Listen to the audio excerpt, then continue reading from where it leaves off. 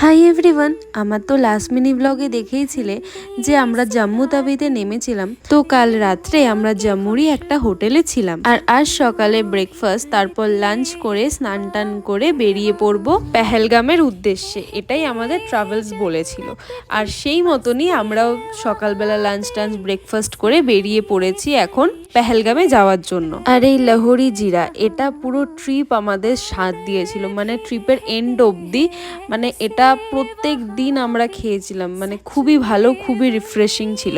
আর seriously বলছি, জম্মুতে এত গরম ছিল, এত গরম ছিল, লিটারালি আমরা ভাবছিলাম কাশ্মীরে নাকি খুব ঠান্ডা, আর আমরা বেশি বেশি করে সোয়েটার ফোয়েটার নিয়ে গেছি। আমি ভাবছি কোথায় ঠান্ডা, বাট যখন বিকেল হয়েছিল, আমরা যখন পেহেলগামে প্রায় পৌঁছেই গেছি, তখন বুঝতে পেরেছি হ্যাঁ সত্যিই খুবই ঠান্ডা। এখানে অ্যাপেল ট্রি দেখতে নেমেছিলাম, আর গাছে এখন ছোট্ট ছোট্ট অ্যাপেল হয়ে রয়েছে গ্রিন কালারের, খুবই সুন্দর লাগছিল।